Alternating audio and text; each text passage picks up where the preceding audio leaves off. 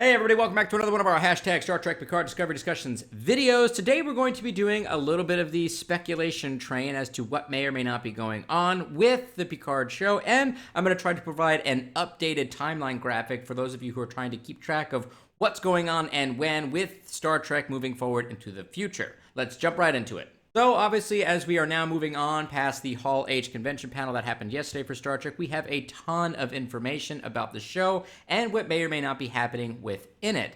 So, before we get into my theories about what may or may not be going on, I do want to go ahead and say that yesterday's video, I accidentally called this badge the original TOS badge, when in reality that is not the case. The original one has the circle behind it with the delta in front. This is the one that they used in Voyager and the later half of seasons of Deep Space Nine after they did the uniform change, and for the majority of the TNG films. This would most likely be, though, that the last badge that Picard would have worn, considering that he probably retired before they changed the uniforms again. That's just speculation on my part as to when that was, but that's probably why he still has that particular one. So that's my bad. I said the wrong thing there, and I do apologize for that. Okay, so let's go ahead and go down through some of the different theories that are popping up online about the different things happening from the big Picard trailer that we got yesterday. The first one up is Issa Briones' character. Now, there's a few different ones going on, and I believe the biggest one that people are thinking is that she is Lal. You guys may remember her as Data's daughter, the one he tried to make his own Noonien Sung robot, android, if you will, and she eventually wasn't able to function correctly. She had neural pathway degeneration, and they had to power her off. A lot of people are saying that she is just an upgraded version of that, and that's why she kind of looks like Lal a little bit. I'm not going to say she looks exactly like her, but she's got a little Lal-esque going on, so that's definitely a possibility. Another one is that she is a Borg-human hybrid, possibly maybe someone who was a Borg and had all of the augmented pieces removed, but maybe she still retains some of the strength of a Borg, or maybe is able to be controlled as a Borg. And then the last theory is that she is, in fact, a Borg queen, that maybe they did the whole removal of all of the extra stuff from the Borg stuff on a queen, and she is a queen just as a regular human, but she can still control the Borg, and possibly even nanotechnology with her mind or some other way, whatever it is.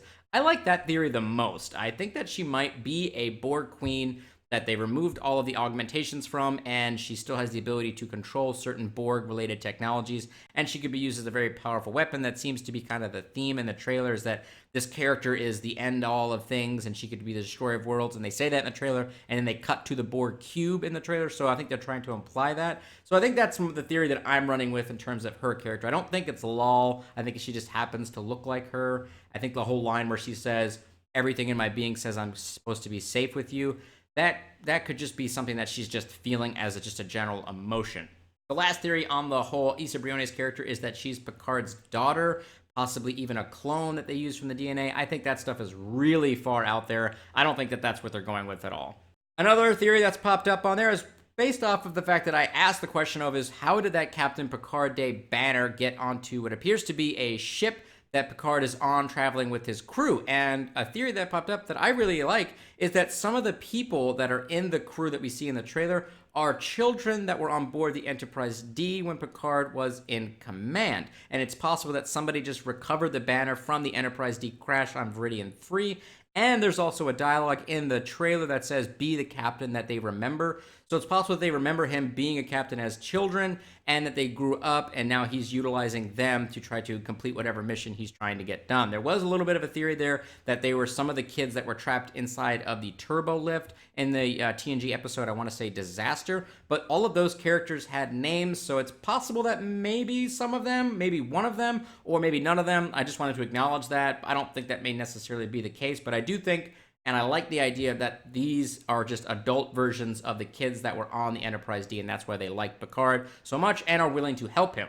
Next up, we have a bunch of the new Borg theories. So I said in my initial trailer review breakdown video the other day that the ship looked like it was under construction, but a lot of people were quick to point out that it might be a prison ship, and that is based off of the fact that the force fields are not green, which is the Borg color, but they are blue, and the blue force fields do kind of connect back to visually Star Trek Discovery and other blue force fields that Star Trek has used in the past, and it's not really a Borg color. So I'm with that. And there's also the fact that they cut to what appears to be an interior shot of people I guess, arrested. And up here at the top here, you see on this catwalk, not only are there Romulans definitely on this catwalk based off of the makeup, but you see here across the safety bar that the Romulan Star Empire emblem is plastered all over it. And in the background, you see what appears to be Borg regeneration chambers. And in the bottom right corner here, it says it has gone 5,843 days without an assimilation, which, just in case you guys were wondering, is about 16 years in length. And the final thing that I want to talk about is what body is inside of that little kind of incubation chamber? Which Soong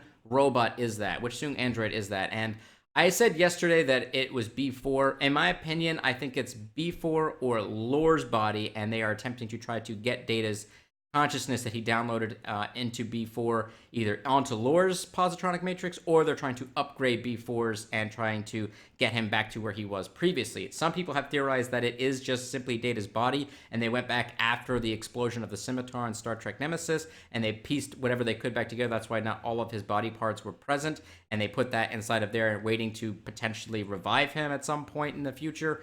That is definitely possible. I don't really view it that way because he was like point blank on that Thaleron generator when he shot the thing, and he was on the Scimitar when it had that massive explosion, so I would think he would be destroyed, but they could easily go with that. You know, it's not a big deal, and if they do, then it's not that big of a deal. I'm not going to be super upset about it, but my gut is telling me that it's Lore's body that we're looking at, and maybe they're going to be trying to put B4's knowledge that Data downloaded there onto that body and kind of revive him in that fashion.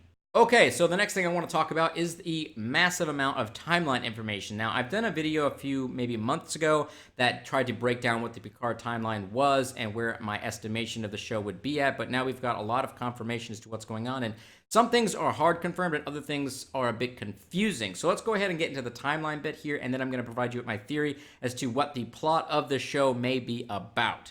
First up, here in 2379, we have the end of Star Trek Nemesis and the death of Data. And we know, piecing together information from the different trailers and the Picard First Duty exhibit, these rest of these dates are officially confirmed. And in 2381, Picard was promoted to Admiral and leaves the Enterprise E for a unknown special assignment. Then in 2384, Picard supposedly leads the greatest rescue armada in history. Then in 2386, Picard retires from Starfleet to Le Bourg, France, not as an ambassador. A lot of people are saying, well, he may have just retired from Starfleet, but then he went off to be an ambassador. But the placard inside the First Duty exhibit was specific to say that he went straight to Le Bourg, France, and he was not an ambassador at any point in time. Now, that graphic could be wrong, or they could have been a hidden ambassador mission there. That's definitely possible, but as of right now, we believe that he went back straight to France to live out his time on the Chateau Picard vineyard. Then in 2387, Romulus is destroyed from the Hobus supernova, and of course in 2399, the Picard show starts up. Now, a lot of you may be saying, like, okay, so this doesn't really make a whole lot of sense. Why would Picard retire a year before we believe Romulus to be destroyed in 2387? And I just want to clarify for folks that don't know, the whole date of 2387 came from basically the Star Trek 2009 film, where Kirk was born in 2233, and then in that movie it says 25 years later, Nero breaks out of his Klingon prison and destroys Vulcan, and then that's when old Spock meets up with Kirk on that, I don't even know what the name of the planet was, but the ice planet where they do a mind meld, and he says exactly 129 years from the future, a star will go supernova and destroy Romulus, which puts all of that together at 2387. So that's what we believe.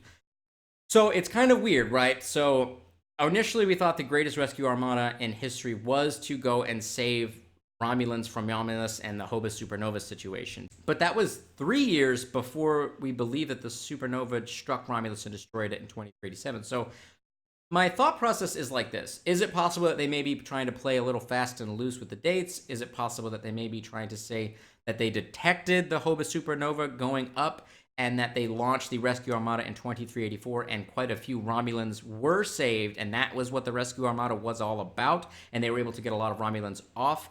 I know in beta canon for Star Trek Online, they have implied that the supernova arrived at Romulus just hours after it actually exploded, and there was no way that they could have saved anybody. But we're not using beta cannon, we're using alpha cannon, so they may be trying to say like they detected it, they knew it was going to happen, they launched this massive rescue armada to Romulus to try to save as many people as they did, and maybe they did save a lot of people, but the planet ultimately was still destroyed because, you know, Spock and the jellyfish ship wasn't able to get there in time to stop that from happening. So it's definitely possible that maybe that's what they're doing. The other theory that I do have is possibly the rescue armada wasn't for Romulans, but it was for the Borg, and maybe the Borg finally broke free of the collective, but they wandered aimlessly and didn't know what to do, and all of these Borg just started appearing out of nowhere and didn't know what to do, and they were, you know, I don't know, maybe they were in danger and they needed to be rescued, and the massive Starfleet armada went and to save them, and maybe that's why we see, you know, I guess like some derelict Borg ships laying around and people reutilizing them. Maybe that's why there's a whole initiative to remove all the implants that we saw from the trailer. Things are being removed from different Borgs and stuff like that. So that may be what's going on there as well. There's a lot of different possibilities, but my overall gut is saying that Picard was assigned to a special mission that probably had to do with the Borg after leaving the Enterprise. Something happened there that potentially caused the Hobus supernova to go up. The rescue armada was for Romulus. They were able to save a lot of Romulans, but not the planet itself, and ultimately the government collapsed in on itself. The remnant Romulan Star Empire has started to do different crazy things, including taking up residence inside of a Borg cube and starting to experiment on Borg drones and maybe trying to get them to do different things for them to try to regain their power in the quadrant. Maybe there's a power-hungry quadrant member there, perhaps even a Sela character. They haven't confirmed that Denise Crosby would be back at this point, which I feel like they would have, but they may be trying to save that as a big reveal for the show. I don't know. But I do think that the rescue armada was for the Romulans, and that the Romulans are now going to be the main antagonists for the show, and they're going to be up to no good, and they are most likely hunting for Isa Briones because they're probably trying to cover up. The Romulans are probably trying to cover up the fact that they're experimenting on Borg drones, and they don't want anyone to know that, but because she broke out of probably the Borg prison cube, they want to stop her, and potentially, especially if she's a Borg queen, which I do believe, that they're trying to get her to come back so she can control all of these people without the Borg stuff, but use them as maybe potentially as sleeper agents. So, you know, you see a Borg coming, they got all the crazy stuff on, you can immediately recognize them. But if they just look normal without all that shit on there, you may not know that they are a threat, and they can get in super close and kill people without really having any idea of what they were doing or anyone even knowing what was going to be happening. So I do think that might be kind of what the plot of the show is overall, but obviously this is just wild speculation on my part, and you better believe that we're going to have plenty more speculation going into the future as we get closer to the early 2020 release date for Star Trek Picard. Anyways, guys and gals, that wraps up today's video. I just wanted to go ahead and start throwing out some of the theories that are popping up online and share my 2 cents as to what's going on with the show and get that new timeline graphic updated there. I will go ahead and share that out with people if anyone wants it. Just put the request down below and I'll send you a Imgur link so that you can go access a high definition version of it if you would like to check it out. What do you all think about this theories? What do you think about what's going on in the show? Do you think that I'm kind of close to the money, or do you think that something else is going on? What do you want to have happen in the show? Sound off down below, and let's get this conversation started. Live long and prosper, my Trekkies!